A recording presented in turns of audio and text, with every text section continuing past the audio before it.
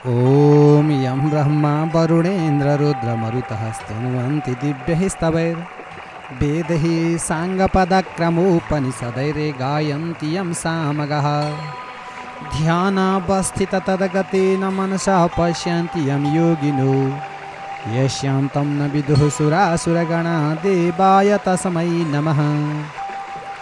श्रीमच्चन्दनचर्चितोज्ज्वलवपुः शुक्लाम्बरा मल्लिका मालालङ्कृतकुण्डला प्रविलसन्मुक्तावलीशोभिता सर्वज्ञाननिदानपुस्तकधरा रुद्राक्षमालाकरा वाग्देवी वदनाम्बुजे वसतु मे त्रैलोक्यमाता चिरं।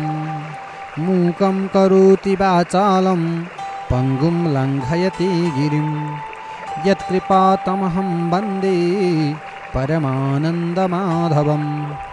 नमो भगवते तस्मै व्यासायामिततेजसे यस्य प्रसादाद् वक्ष्यामि नारायणकथामिमां।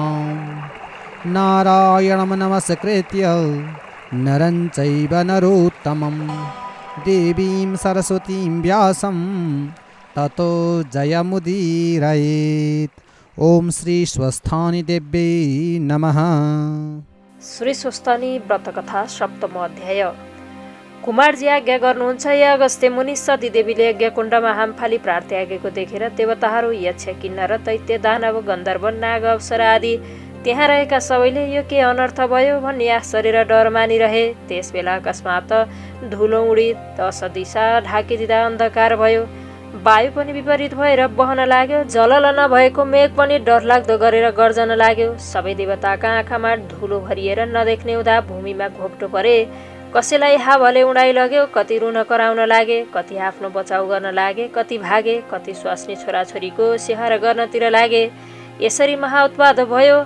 दक्ष प्रजापतिले मनमा विचार गरेर सबै निम्तामा आएकाहरूलाई डराउनु पर्दैन भनेर अनेक प्रकारले साहस दिएर चित्त आकुल भएकोले आफ्ना गुरु वशिष्ठजी कहाँ गएर भने, हे गुरु, अब कस्तो गरौँ, अनर्थ भयो, हाहाकार भयो। त्यसै बेला नारद मुनि ऋषि सती देवीले प्राण छाडेको बेलादेखि देवताहरूमा हाहाकार भएसम्मको सकल समाचार लिएर कैलाश पर्वतमा पुगी महादेवका चरणमा दण्डवत गरेर बिन्ती गरे, हे ईश्वर, तपाईँकी प्राण प्यारी सती देवीले प्राण त्याग गरिन्। किनभने हे शशि शेखर, हे वृक्ष भमध्वज, हे करुणामय, हे पिकान पाणी, पापिष्ट दक्ष प्रजापतिले हजुरको नाना तरहले निन्दा गरी अनेक तरहका हेलाले भरिएको त्यो कहाँको देवता हो? त्यो त बहुला हो। त्यसलाई मेरो यज्ञमा नडाकी मलाई के होला? ब्रह्मा विष्णु र मेरा ज्वाइँहरू छँदैछन् भनेर निन्दा गरेको सुनेर सती देवीले सहन गर्न नसकी लातीले पृथ्वीमा हानेर कसैको मुख नहेरी क्रोधले आगो जस्तो मुख पारेर यज्ञको प्रदक्षिणा गरेर हजुरको नाम लिँदै यज्ञ कुण्डमा हाम फालेर प्राण त्याग गरिन्। हे ईश्वर, हजुरका भयले अग्निले शरीर डढाउन सकेका छैनन्। प्राण मात्र त्याग गरेर शयन गरे झैँ यज्ञ कुण्डमा सुतिरहेकी छन्। यो कुरा बिन्ती गर्न भनेर आएको हुँ। अब के गरौँ, अनर्थ भयो।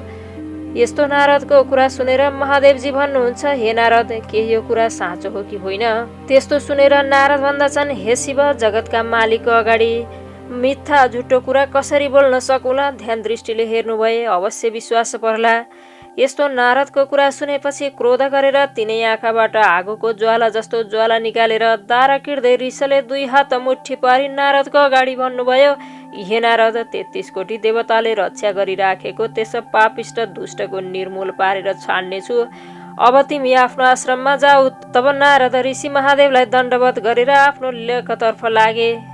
नारद गएपछि महादेवले आफ्नी प्यारी सती देवीलाई सम्झी अत्यन्त क्रोध गरी तिनै आँखाबाट आगाको ज्वाला झैँ ज्वाला निकाली आफ्नो जटाबाट उसको एउटा भाग झिकेर पृथ्वीमा पछारे। त्यसबाट पृथ्वी कम्पायन गर्दै सिंहनादे गर्जे झैँ गर्जेर हजार सूर्यका जस्तो तेज भएको दाहिना हातमा त्रिशूल लिएको मुण्डमाला लगाएको यस्तो डरलाग्दो मूर्ति भएको वीरभद्र उभिएर बिन्ती गरे, हे ईश्वर, मलाई किन सम्झिनु भएको? फेरि एउटा जटा त्यसै गरी पछारेर त्यसबाट प्रलय कालको मेघ गर्जे झैँ ठुलो स्वर गरी 64 योगिनी भूत प्रेत पिचासहरू सबै आफ्ना गणली काली उत्पन्न भइन्।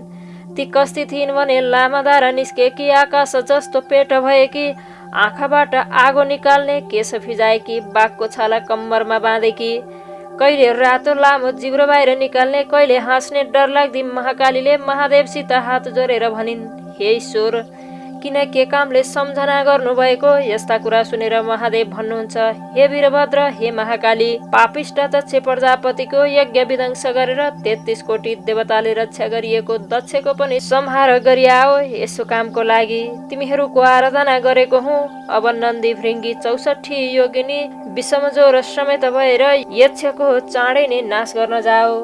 महादेवको आज्ञा शिरोधार्य गरी वीरभद्र महाकाली सबै गण लिएर सिंहनन्द गर्दै पृथ्वीलाई कम्पाउँदै यमराज आए झैँ गरी क्रोधले पूर्ण भएर कैलाशदेखि तल झरे। यिनीहरूको चालामाला देखेर पृथ्वीलाई थाम्न साह्रै गाह्रो पर्यो। भुइँचालो आयो, सातै समुद्र उर्लिएर यावत जीवन जन्तु सबै त्राही त्राही भए। यता दक्ष प्रजापतिका यज्ञमा पनि अनेक तरहको उत्पात हुन लाग्यो। आकाशमा गिद्ध र काग मण्डलाकार गरेर कराई घुम्न लागे। स्यालले दुवै आँखा मुखबाट आगाको ज्वाला निकालेर कराउँदै हिँड्न लागे। फेरि रगतको वृष्टि भयो। यज्ञमा आएकाहरू हाहाकार गर्न लागे। यावत जीवात्मा त्राही त्राही भए। यस उत्पातले यज्ञमा रहेका मध्ये कोही भाग्न थाले, कोही बेचतिए। स्वास्नी मानिस, केटाकेटी, बुढाबुढीहरू बने भाग्न नसक्दा भूमिमा लडेर घोप्टो परी रुन कराउन लागे। अब कोही आजै के उत्पात हुने हो भनी त्राही त्राही भइरहेका बखत वीरभद्र महाकाली शिवगण समेत मेघगर्जे झैँ गर्जदै यज्ञ भूमिमा पुगेर यज्ञ विध्वंस गर्न थाले। यज्ञमा रहेका देवता, यक्ष, दैत्य, नाग, गन्धर्व, किन्नर, दक्षका छोरीहरू, देवकन्या, नागकन्या, गन्धर्व कन्या, ब्राह्मण, बालक, अप्सराहरू त्राही त्राही भगवान नारायण भनी ठुलो स्वरले रुँदै कराउँदै 10 दिशामा भागे। कोही भाग्न नसकी लडेर टाउकोले टेकेर माटो खान थाले। कसैको हात, कसैको खुट्टा मर्कियो, भाँचियो, कति मूर्छा भई लोटे। तर विष्णु प्रवृत्ति देवता, यक्ष, किन्नर, गन्धर्व, दक्षको निमित्त आफ्ना शस्त्र अस्त्रले दैत्यहरूले चाहिँ महाकाली वीरभद्र माथि प्रहार गर्न थाले। यसरी दुवैतिरका सेना सिंहनाद गर्दै अघोर युद्ध गर्न थाले। इन्द्रादि देवताले महाकाली वीरभद्र पर ब्रह्मास्त्र, अग्नेस्त्र, वरुणास्त्र, वायव्यास्त्र, तोमर, भिन्दिपाल, गदा, खड्ग, मुसल, नागपाश इत्यादि प्रहार गरे। यसरी प्रहार गरेको देखेर वीरभद्रका गणहरूले पनि ती शास्त्रको निवारण गर्दै ठुलो शब्दले गर्जेर दक्षका सैन्यभित्र बल्लेपछि पाएका जतिको टाउको निमोठे, खुट्टा भाँची, मुड्कीले हानी, रगत छदाई मारी खाए। फेरि महाकालीले काला खड्का लिएर रातारात आँखा पारेर वर्षकालको मेघ गर्जे झैँ गर्जी सुकेका परालमा आगो लागे झैँ मृगका समूहलाई उन्मत्त हात्तीले नासे झैँ क्षणभरमा नाश गरिन्। फेरि वीरभद्रले शत्रुहरूको सरवर्षाले क्रुद्ध भएर नन्दी भृङ्गी 64 योगिनी भूत प्रेत समेत भएर देवगढमा कसैको टाउको, कसैको हात पाउ छुट्याई मासु खान लागे। रगत पिएर कोही नाच्न, कोही हाँस्न लागे। शिवगढ सेनालाई मार्दै थिए। विष्मजोरले पनि दक्ष प्रजापतिका सेनाका शरीरमा पसी अचेष्ट पारे। तब वैकुण्ठनाथ विष्णु भगवानले दक्ष प्रजापतिका सम्पूर्ण सेना अचेत भएर लडेको देखेर आफ्ना शरीरबाट शीत ज्वरो उत्पत्ति गरी सबैलाई सचेष्ट हुने बित्तिकै अनेक तरहका शस्त्र अस्त्र लिएर बत्तीको पुतली झैँ भएर वीरभद्रमाथि आइलागे। वीरभद्रले पनि सुकेका खरमा आगो लागे झैँ सिंहनन्द गरेर एकैछिनमा सबैलाई मारे। दक्ष प्रजापतिका सेनामा कसैको छैन, कसैको गिण छैन, कसैको हात छैन, कसैको पाउ छैन। कति कम्मर करङ भाँचिएर लडेका छन् भने कति थिलथिला छन्। यस्तो देखेर दक्षका सेना रक्षा गर भनी कराउन थाले। कोही भाग्न थाले, कोहीले कुलेलामा ठोके भाग्न नसक्ने जति पृथ्वीमा लडी कराइरहे। यसरी सैन्य विध्वंस गर्दै जति पाएका देवता, यक्ष, गन्धर्व, नागहरू समाति काटी यज्ञमा होमेर नाश गर्न लागेका वीरभद्रलाई देखि विष्णुले रातारात आँखा गरेर नागले झैँ लामो सास फेरे झैँ गरी सुस्केर हाली अग्निको बल्दो ज्वाला झैँ भएर देब्रे हातले पाञ्चजन्य शङ्ख बजाई, दाहिने हातले कमौदकी गदा उठाई संहार कालका रुद्र आइलागे चाहिँ वीरभद्रका सेनामा आइलागे। यस्तो देखेर देवता, यक्ष, गन्धर्व, किन्नर, नाग सबै प्रजा दक्ष प्रजापतिका सेनाले धन्य धन्य विष्णु तिम्रो जय होस् भन्दै अस्त्र शस्त्र लिएर लड्न थाले।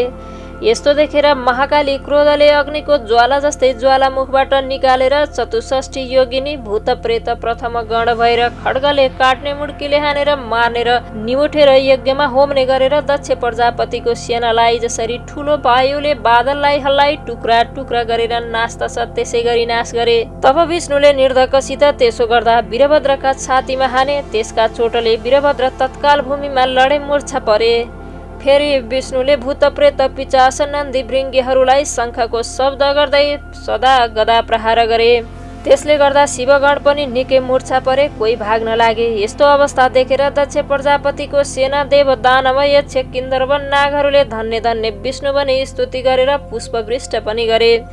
विष्णुले खुब बलपूर्वक पाञ्चजन्य शङ्ख बजाएको दक्ष सेनाले धन्य धन्य विष्णु भनी जय जकार गरेको शब्द मूर्छा भइरहेका महावीर वीरभद्रका कानमा पर्यो र मूर्छाबाट बिउजी उठी हेर्दा आफ्ना सेना कोही मूर्छा परेका, कोही भागिसकेका, कोही भाग्न तयार भएका यस्तो अवस्थामा देखेर क्रोधले पूर्ण भएर काल समान त्रिशूल उठाएर नारायण विष्णुलाई हेरेर बेगले छातीमा ताकी त्रिशूल प्रहार गरे। त्यो त्रिशूलको विष्णुको छातीमा लाग्यो। त्यसको वेदना सहन नसकी नवैद्वारबाट रगत बगाई रणभूमिमा लडी विष्णु मूर्छा भए। वीरभद्रले विष्णु मूर्छा परेपछि प्रलय कालको मेघ गर्जे झैँ गर्जेर दक्षका सेनामाथि जाइ लागेर कोटी कोटी सैन्यको नाश गरे। वीरभद्र गर्जेको स्वर खप्न नसकी दक्ष प्रजापतिका सैन्य त्राही त्राही भएर कराई भाग्न लागे। कति भागे पनि मूर्छा भइरहेका शिवगणका कानमा वीरभद्रको गर्जन पर्न गयो र हत्तपत्त उठेर हेर्दा वीरभद्रले विष्णुलाई मूर्छा पारी दक्ष सैन्य देवताहरूको नाश गर्न लागेको देखे। धन्य धन्य वीरभद्र भन्दै ठुलो गर्जना गरेर दक्ष प्रजापतिको सेनामाथि जाइ लागे। यस्ता तरहले घोर सङ्ग्राम भयो। हे अगस्त्य मुनि, वीरभद्र महाकालीले देवताहरूको टुपी समाई खड्गले काटेर मारे। कसैलाई मुड्कीले चोटले मारे, कसैलाई परक्क निमोठेर मारे, कसैको कोखा काखीमा पाल पारेर मुख लगाई रगत पिउन लागे, कसैलाई यज्ञमा होमिदिए। यसरी कोटी कोटी देवता यक्ष नागहरूलाई 64 योगिनी भूत प्रेत भएर मारी खाए। दक्ष सेना नाश भएको देखेर महाकाली वीरभद्रका सेनाले जय जय वीरभद्र भनेर अट्टहास गरी कराएको शब्द मूर्छा परिरहेका श्री विष्णुको कानमा परेर मूर्छाबाट बिउजिए। उठेर हेर्छन् त वीरभद्र महाकालीले दक्ष प्रजापतिको सेना नाश गरेको र यज्ञ विध्वंस गर्न लागेको देखे। तब विष्णु अति क्रुद्ध भएर भने, हे पापिष्ट वीरभद्र, आज तेरो नाश गरेर दक्ष प्रजापतिको यज्ञ पुरा गर्नेछु। आज सम्पूर्ण देवता दैत्य यक्ष गन्धर्व नाग किन्नरहरूलाई सन्तोष होला। आज एउटा त के एकादेश रुद्र तेरो सहाय भएर आए पनि तेरो रक्षा गर्न सक्दैनन्। सम्पूर्ण दुष्टको नाश गर्ने यो चक्र देखिस् भनेर सुदर्शन चक्र देखाए। विष्णुले भनेका पुरुष बाणी सुनेर वीरभद्र रिसाएर विष्णुलाई भन्दछन्, हे पापिष्ट विष्णु, सम्पूर्ण दुष्टको नाश गर्ने भनेर चक्र देखाइस्। त्यो चक्र मेरा उपर प्रहार गर। मुखले भन्ने मात्र होइन, त्यसको पराक्रम पनि देखिहालौँ। यस्तो कठोर वीरभद्रको वचन सुनेर विष्णुले पनि क्रोधपूर्वक त्यो सुदर्शन चक्र महावीर वीरभद्र माथि प्रहार गरे। त्यो सुदर्शन चक्र पनि कोटी सूर्यको तेज जस्तो भएको प्रलय कालको मेघ जस्तो गर्जेर कालरुद्र जाँदा चाहिँ गयो। यस्ता तरहले आएको सुदर्शन चक्रलाई देखि नन्दी भृङ्गी आदि गरिएका शिवगण त्राही त्राही महादेव बनी वीरभद्र कालीका शरणमा गए। समुद्र मथन गर्दा कालकूट विष निस्क्यो र त्यसलाई जसरी महादेवले निलेथे त्यसै गरी यो चक्र आएको देखेर मुख बाइदिए। त्यो चक्र मुखमा पसेर निल्न तयार भए। त्योदेखि विष्णुले चाँडो गरी वीरभद्रका मुखदेखि सुदर्शन चक्र झिकेर तुरुन्त अन्तर्ध्यान भएर वैकुण्ठ जाँदा भए। इति श्री स्कन्द पुराणे केदारखण्डे माघ महात्म्य कुमार अगस्त्य संवादे श्री स्वस्तानी परमेश्वर्या व्रत कथा दक्ष सेना विध्वंसो नाम सप्तो अध्याय।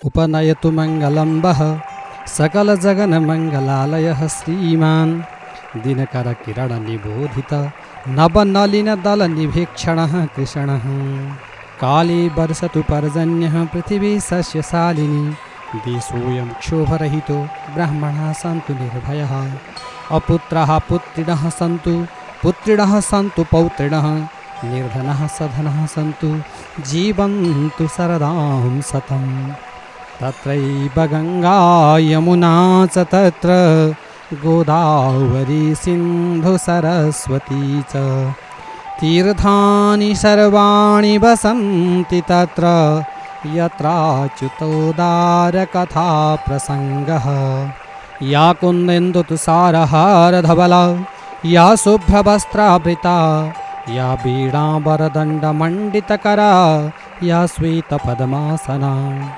या ब्रह्माच्युतशङ्करप्रभृतिभिर्देवैः सदा वन्दिता सा मां पातु सरस्वती भगवती निःशेषजाड्यापहा कायेन वाचा मनसेन्द्रियैर्वा बुद्ध्यात्मना वा प्रकृतिः स्वभावात् करोमि यद्यद् सकलं परस्मै नारायणायेति समर्पये तत्। ॐ श्री स्वस्थानि देव्यै नमः।